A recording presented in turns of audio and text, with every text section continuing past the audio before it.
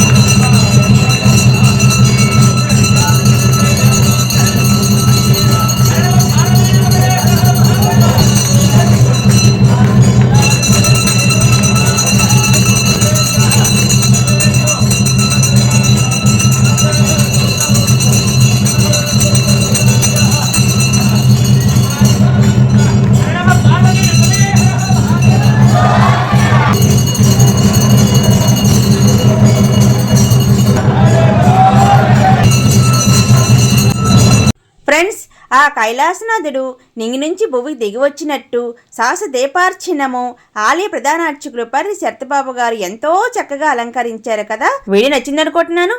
Like and subscribe చేయండి, ఎవరికైనా share చేయండి. మరెన్నో కొత్త వీడియోలతో కలుద్దామా? ఓం నమః శివాయ.